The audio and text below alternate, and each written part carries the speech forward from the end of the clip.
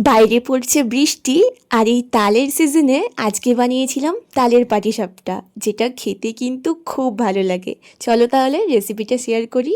প্রথমে ময়দা, চালের গুঁড়ো, 2 চামচ ভেজানো সুজি, তালের পাল্প, পরিমাণ মতো লবণ, সামান্য একটু চিনি, 2 চামচ পাউডার দুধ দিয়ে অল্প অল্প করে জল দিয়ে একটা পাতলা একটা ব্যাটার বানিয়ে নিতে হবে।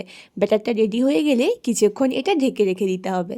নারকেলের পুরটা বানানোর জন্য কড়াইয়ে দিলাম কোরানো নারকেল আর দিয়েছি গুড়। একটু নেড়ে নিয়ে তারপরেই দিলাম 4টে এলাচ। আবারও কিছুক্ষণ নেড়ে এটা নামিয়ে নিয়েছি।